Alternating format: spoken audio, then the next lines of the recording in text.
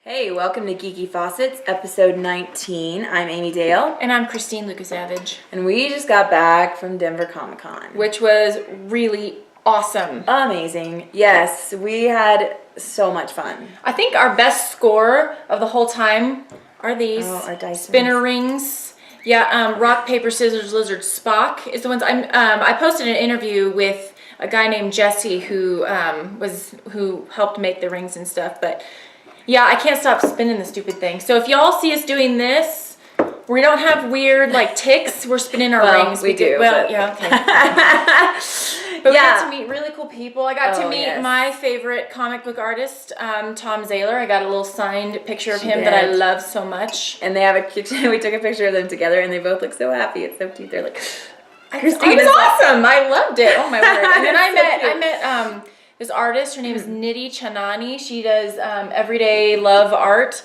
Oh my word! Yeah, we were so lucky to like just walk by, and I saw all of her stuff, and I'm like, and I love everything about this woman. And she's like a super sweet woman to match like her super sweet art. Like she's really nice. Yeah, it's really fun though going with Christine because we are such a good team because she likes the stuff that's totally different from what I like. I'm like, awesome comic book art, or oh my gosh, there's a zombie there and they're ripping that guy's head off. And I'm like, oh, look at the cute little elephant bunnies and pandas. Oh, it's very fun. That's funny that you said pandas because I subscribe to Nidhi's newsletter. She sends out a picture a day, and today's was called Sea Pandas. It's funny that you mentioned it's adorable. I can't even tell you how adorable her art is. So cute.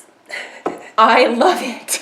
Yeah, and we got some swag. You got a big poster from Tom Zahler signed. And I found some Princess Bride art that I couldn't live without. It's adorable. Yeah. And then we got the spinner rings. And I got this for my kids. Because Will Wheaton got me all inspired because he talked about gaming with your kids, which we'll talk more about in a minute. But so I got this, which is Yahtzee. Have you guys played? It's Doctor Who Yahtzee. How awesome is that? Have you played yet? Yeah, we have. It's pretty awesome. How did it go? And the dice were like, it was good. And the dice are like Cybermen and Sontarans, so they're all pictures on the dice. It was really fun. But my favorite part by far of the con was the people attending.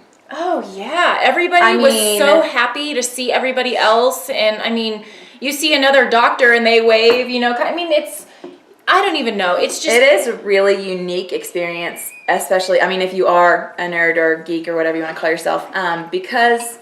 Well, like the panels were awesome, the vendors were awesome, the gaming rooms, the whole thing was great, but the people there are really what make it because you're just in this environment where, and for me, it's the first one I've ever really been to, like a big one, and it was just like this environment where there's all these people who love the same things as me, and it just feels like, because I am always having to explain to people, like, I'm a huge fan of such and such, and they're like, what is that? I've never heard Doctor Who, what is that? And I'm like, oh. So it was just so much fun to be there and to have people, like, you didn't have to explain anything that you were interested in. Like everybody was like, "Oh my gosh, awesome costume!" Or and people just want to talk to you. Yeah, like we stood in lines for different panels and just different things, and we pretty much made friends with every single person in front of us and back of us, and like we just had a good old time. Like it was fun. Cool. They were one of the best parts for me is that we met a couple. You know, people who we look up to and admire and stuff, like Felicia Day is one, and then Tom Zahler, you know, for me. And they were nice. Like, they were all nice. Because, you know, when you meet somebody, you're like, please don't be a douchebag. Excuse me. But do you know what I mean? Like, please be awesome. And they were. And it was really huge. Nice. It was really nice. Yeah. So we're going to show you some videos. We stayed... at a good friend of mine's house, the Sparks family, and we are going to show you some video from their place because we stayed in the ideal environment to be going to a Comic-Con. Very inspirational. Yeah, totally. So here's some shots of them and some footage of the Sparks. Hope you enjoy it. Hey, welcome to Geeky Faucets, and we're here at Comic-Con 2013 in Denver, and we're staying with some of our good geeky friends and fans of the show, the Sparks, and you're gonna get to meet Esther pretty soon. She's gonna sing some awesome geek songs for you. We've heard it already. It's really fantastic. Yeah. She made one up and it's great. We got a preview. And by the way, can I just tell you, Amy has no idea what she looks like right now. She just put on this helmet and she's like, I have no idea what I look like. I'm like, well, you're going to find out on the video. Yeah, so. because I don't have my glasses on, and I seriously, these glasses are not for show. Let me tell you what, I cannot see a bloody thing. So, yeah, so we're going to show you, we actually stayed at the perfect place to be at a Geek Fest because it's very inspirational for people like us. Yeah, for sure. It is extremely geeky here. So this is the first, artifact we wanted to show you because it's kind of amazing. Check out the mohawk. Isn't that wonderful? Yeah, it's for If real I was too. in battle with you, I'd run. You would? I would. Well, You I wouldn't scare me. rip very fast because I would. Because you trip over everything because you can't see. That's probably what it is. I actually feel a little bit, instead of feeling like, a really awesome, I can kick your ass kind of person, instead I feel kind of like Monty Python.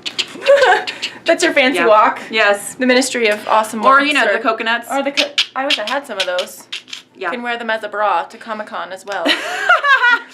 Okay, so we're going to show you some more stuff now. If I can get this off and retrieve my glasses. First thing I noticed when we walked into this room is this. Lord of the Rings sword. And can I just tell you how happy it makes me? Because I've always wanted to fight. I don't think I could fight swords because I'm not strong enough, but yeah, this is just makes me so very happy. I wish we could bring it to Comic-Con, but I'm pretty sure swords are not allowed. But yeah, who doesn't want to sleep with this next to their bed? And if a robber ever came in, they would see the sword and run, I'm nearly positive. So, and then they'd see the helmet and run also. But yeah, this sword makes me very happy. And look at this guy up here. Yeah, that's a predator. I know, watch out. Okay, and then there's another weapon over here, Christine, that you should model for us. Which one? This thing. Here's this spear. I feel like I need to put on the helmet in order to look. Oh, feel free. I'm gonna do that. Yeah. Okay, you ready? Holy crap, this is heavy. I know, I was not kidding around. It's for real metal.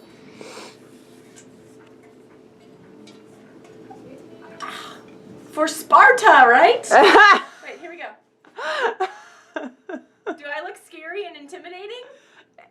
Totally. Yes. This is Justice's room, and he's one of the Sparks family. So we came in last night to see him, and this is what we it's like the fake Justice. His mom calls it the corpse. Yeah, he totally he makes movies, and so this is like the stunt double. Does he get thrown off? Do what? Does he get thrown off like roofs and I stuff? think he does. He's pretty durable, apparently. And yeah, it's. I'm not gonna lie. At night when you come in and there's like the hair sticking out and everything, it's kind of creepy. So yeah. So this is our little amateur movie guy. It's pretty awesome. Esther Sparks, who we're staying with this weekend, is kind of an amazing artist, and she does all this stuff where she just like goes and finds what we would think of as junk and makes stuff out of it, and it's amazing. Like, seriously amazing. Like this is a door. Isn't that cool? I just love it. Anyway, so we were out here earlier in the morning kind of checking things out, and we found this, which we thought was really funny. So it's our little ode to Transformers. It's always a surprise.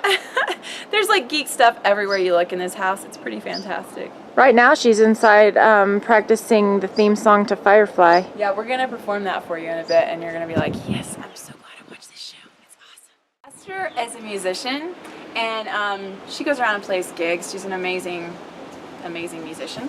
And she's decided to make aprons to sell at her gigs, and she makes them all out of recycled material. And this was at one time a pillowcase.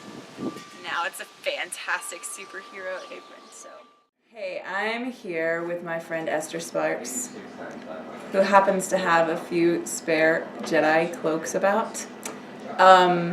She actually asked her daughter if she would go and get the Jedi cloak, and the response was, which one? And we were like, oh heck yes. So here we are with Esther. Hello. who is also a geek, as we've shown you around her house with her geekiness. So tell us a little bit about yourself. Well, I was really pleased when the Geeky Faucets said that they were coming for the weekend, because I am a huge fan of their endeavours in geekiness. I've been quite geeky all my life. My husband constantly makes fun of me for reading fantasy novels and kind of living in a fantasy world. I think it began for me when I was about 8 years old and I read the Narnia books. And I think I got to the third one, and Peter and Susan weren't allowed back into Narnia. And I literally cried for 3 days straight. I was completely devastated because this meant if they couldn't get back in at some point, I couldn't get back in.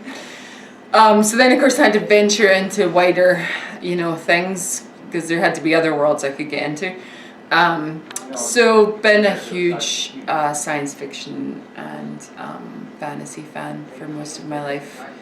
I like to read Lord of the Rings about once a year, all 3 books, and sometimes I read them in reverse order just to, move it around. Dude, you must be like a fast reader though, because I'm thinking like if I read it once a year, I would never stop reading it. Well, there is that. I'm a pretty fast reader. Also, you can kind of, once you've read them a few times, you can skip over the elven songs. I know. Or the battle scenes that are like so long. Okay, yeah, I know who gets this part. Yeah. Okay. So yeah, and then a couple years ago, and I've always liked science fiction, but a couple years ago, I really liked actually C.S. Lewis's science fiction books. That, right, the space ones. Oh, I love those books. The middle one, Paralandra, is actually my Yes. favorite. I'm a huge fan of those. Read Those them are really, really every good. few years. Yeah, They're not very well known. they're not very well known, But they're because his so Narnia good. ones are so famous. Yeah. So. They're really good. And then a few years ago, I never really watched much TV sci-fi, because I didn't really grow up with TV very much. But then a couple years ago, we got Netflix, and my husband, he just liked to watch horror and stuff, which you couldn't really watch with the kids around, Right. and thrillers. So he started watching Stargate Atlantis, which is the cheesiest sci-fi show on TV. And I would just stay in the kitchen or whatever, but then him and the kids got really into it. I'd be doing stuff in here, and then one day I went in and I started watching it with them.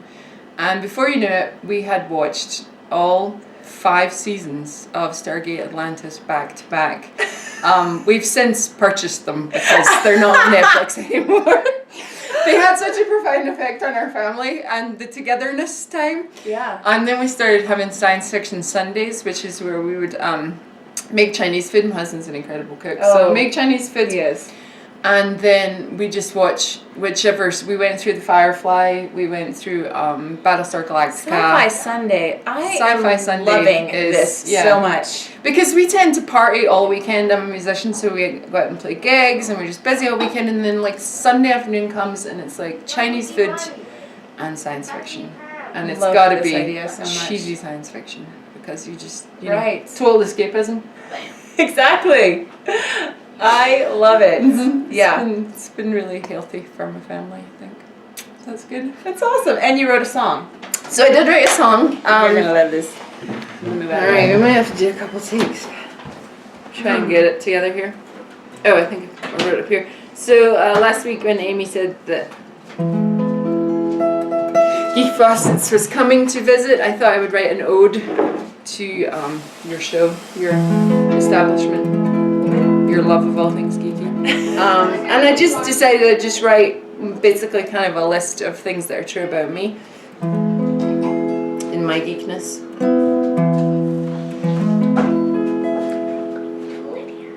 Okay. All the cool kids wanted to be me, but they never could be quite geeky. They never could be quite geeky enough. I've read Lord of the Rings 27 times. I've watched Firefly till I bled from my eyes. I own my own Jedi cloaks that I like to wear while I'm having a smoke from my Gandalf pipe, long bottom leaf. Dumbledore corresponds directly with me. I've read all the Harry Potters from beginning to end. And when I get done, I just start them again. All the cool kids wanted to be me, but they never could be quite geeky enough.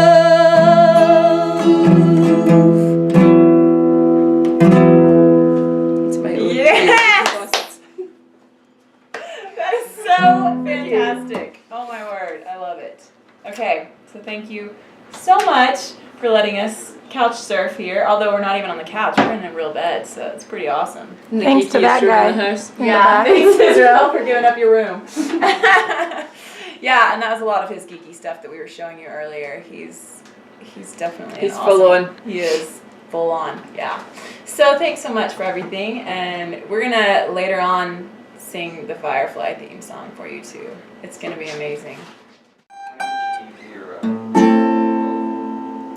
Take my love, take my land, take me where I cannot stand. I don't care, I'm still free. You can't take the sky from me. Take me out to the light, tell them I ain't coming back. Burn the land and boil the sea. You can't take the sky from me.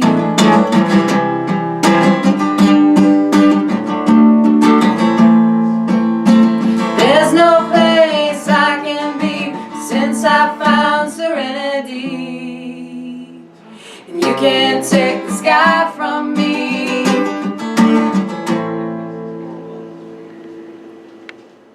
We hope you enjoyed that. They're pretty awesome, and I really hope you enjoyed the Firefly theme song. That was too much. We woke up fun. one morning and I did just finish like in the shower or whatever. I'm like, I hear singing. That's kind of awesome to wake up to singing because, you know, she's a good singer. And Amy opens the door and says, hey, just listen to what she's singing. It was Firefly. I'm like, what? Okay. Yeah. And this is awesome. So It is pretty awesome. So it was really fun. So thank you to them for letting us yes, thank you. stay. It was really fun. So we're just gonna barrage you with some clips now of all kinds of stuff. We took some footage of a little bit of the cosplay so you could get some idea. There's just no way to get the idea unless you're there. And the massive amounts, there's no way to show you about the massive amounts of people and people actually in costume. So we just tried to do a little bit so you can kind of see and Yeah, and I mean, like I think I said on one of the clips that we posted that it's like being at Disney World, you know, when you want to take your picture with all, because the cosplayers are super nice and happy to have you take pictures with them, and it's just like, I got a picture with Deadpool and with Master Chief, and it was just awesome. I was like, yes, and Orko from He-Man, it was so fun. And then, so then there's a couple of videos that show the gaming rooms there. They have video gaming 24 hours, apparently. I can't even imagine playing a video game at 3 o'clock. I don't even like video games that much, so maybe that's why I don't get it. That's probably why. Because you do kind of lose time in video games. Like when you start playing, you're like, wait, I've been playing for 3 hours? How did that happen? So I'm sure I don't it would be get easy that. to get sucked in. Because I'm like, Anyway. crap, it's only been 10 minutes, I'm done. I have to play one Mario race? This is the worst. Not me at all. And then we're also, and then they had board gaming rooms, so we show you a little bit of that. And then you might even find Waldo. An awesome Waldo. Best Waldo ever. Yeah. My goodness. And then at the very end of this week's episode, we're just going to show you some clips from the panels that we went to. We went to 3 or 4 panels, but some of the clips that are our favorites we're going to show you. And Christine's arm was a little tired. So if you feel like you're on if if you feel like you're on a weird ride, don't worry. Your you can just computer do this is while you're not- watching. Woo! Your computer is not broken. Don't worry, and you're not seeing weird things. It's just me and my. Your camera And it gets heavy. It's not very big, but it gets heavy. So the first panel we're going to show you is the Guild actors. Not all of them, but a few of them, including Felicia Day and Sandeep, whose last name I can't remember, and Robin, who plays Clara. Anyway, and it's Zabu, Clara, and Codex, and then I can't remember what She's the older Gray. woman. Erin Gray's name is in the show. She's the one that dates Vorg. Yeah, fork, whatever. Anyway, so they talk in their little panel. They're talking at this session, at this particular, they had question Q&A. And so the question, I can't remember what the question was. It was something about how do you encourage people who are creating, who are making their own whatever. So it's just a response to that, and it's really, really good. The next one is Will Wheaton and Felicia Day. And they're talking about dealing with failure. And if you're gonna do something, just do it well. Fail very well. You know, put your all. Put your all into anything you do. And they're also talking about the freedom of like how we live now, where we don't have to have a TV production crew. Like we can make this show in my house, which it's not a coffee shop, by the way. It is my house. I know a lot of people have been like, "Is that a coffee shop you're shooting?" It's the quietest that would be coffee awkward. shop ever. Except for the kids screaming outside. But yeah. You know. So yeah, that's just talking about being able to do things without the TV script, producers and changing the script without going through the red tape. And so it's kind of interesting. We enjoyed that one. And then the last one is Will Wheaton talking. And there was a little kid that came up and asked, when you were little, were you ever called a nerd, and how did you deal with that? And so it's just kind of his response to maybe understanding where the other people are coming from, where the bullies are, why they're doing that. And they're all very inspirational, I think. Yeah. So we hope you enjoy, and we'll see you on our next episode, so stick around for those clips. Comic-Con in Denver 2013. We have seen some amazing cosplay costumes. Absolutely fantastic. Tons of superheroes. Lots of obscure things. Lots of Game of Thrones. We've seen Khaleesi several times. Ghostbusters. Just like all kinds of amazing ones. Oh, a lot of Firefly. We saw Captain Mal earlier. So it looks actually remarkably like him. It was really great. Oh, there's some Haley over there too. Haley! Oh, and look at the gender bender Captain Mal. The whole Firefly crew. Firefly! Yes. It's great. So we're having so much fun. And yeah, next year you should be here. It's too fun.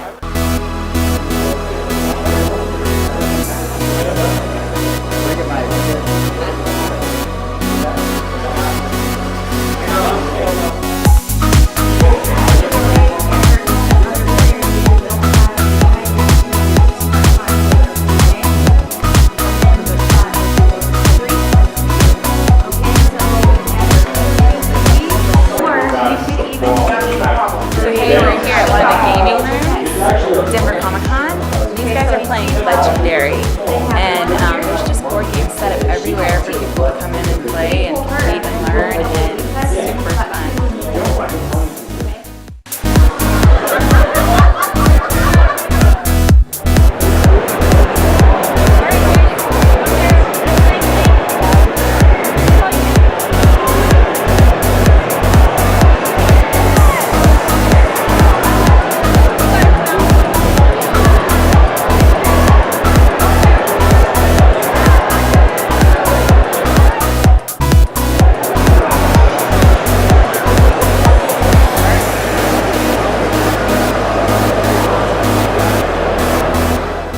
Anybody who just makes anything, whether it's a costume at home to come cosplay at a convention or whatever, like anybody who creates, I always admire and envy. So kudos to you, man, and keep at it.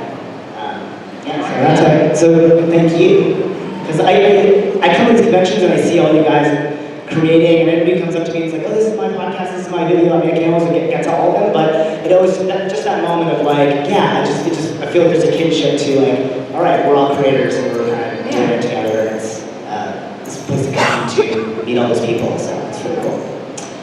Yeah, I think it's important to just think about the things that you love and know that you're creating something is important. Every single one of us is unique. So if you don't leave your imprint in some way, even if it's just like the food that you cook for your family that they love, or a costume you make, or you want to write a comic. I think some of us just think way too result-oriented when we start to create, and we don't value the process of creating. Me included, sometimes you're like, oh, I want to get the script done, versus like, why don't you just really be organic about what you're doing and make sure that it's a reflection uniquely of yourself? Because that's really the world we're in. We all have the tools now to be able to express ourselves and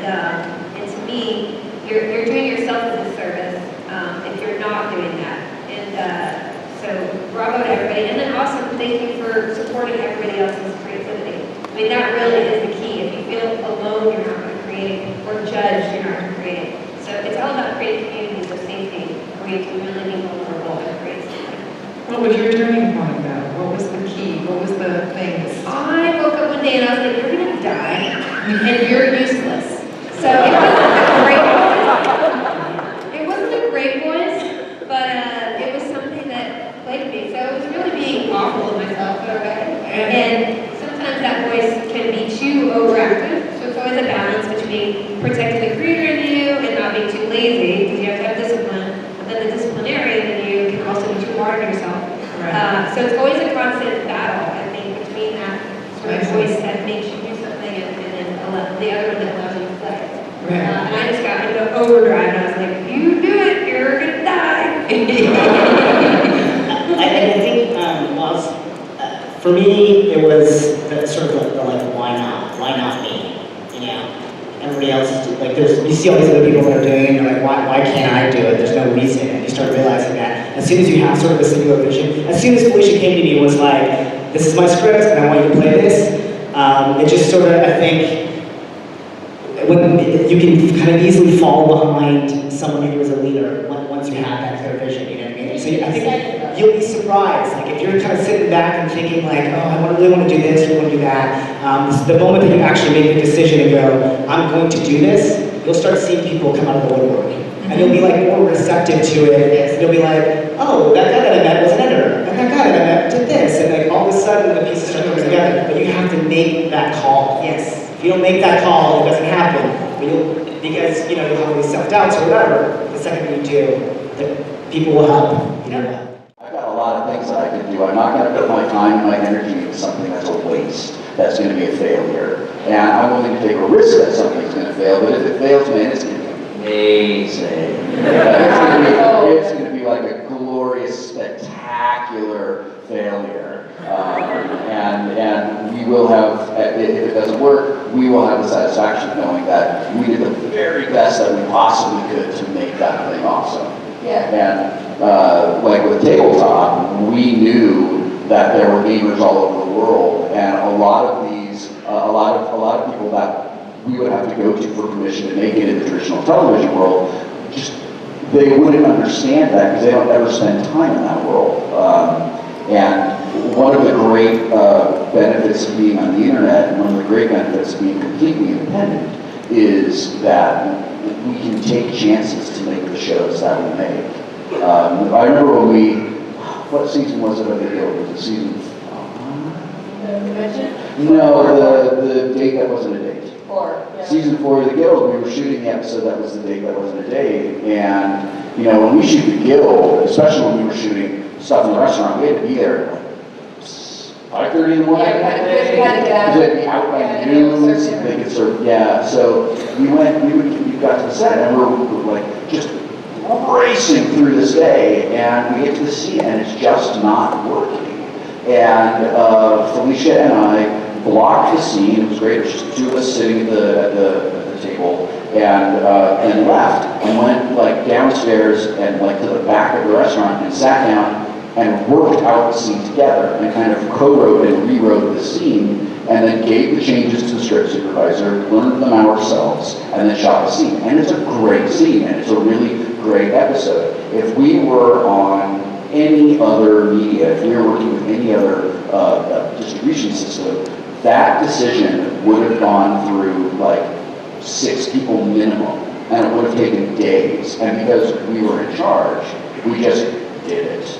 And the show was better for it. And when I think about pioneering, which is not a thing I think I take any credit for or anything at all, what I think we just recognized early on, I recognized it with blogging and publishing, Felicia recognized it with television and producing, is that we live in an era where the distance between this thing I have in my head and sharing it with you is the distance that we have between our hands and our keyboards.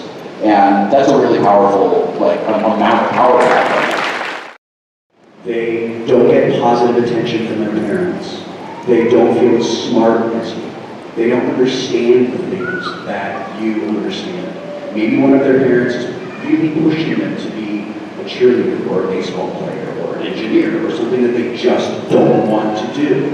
So they take that out on you because they can't go and be mean to the person who's actually hurting them. So when a person is cruel to you like that, I know that this is hard, but honestly, the kind and best reaction is to pity them. And don't let them make you feel bad because you love them. Maybe find out what they love and talk about how they love it. I bet you find out that a person who loves tetherball exactly the same way that you love Dr. Who, but you just love different things. And I will tell you this, it absolutely gets better as you get older. And I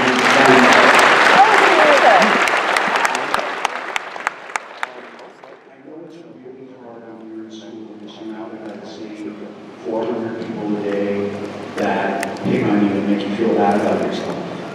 But there's 50,000 people here in school who went through the exact same thing, and we're all doing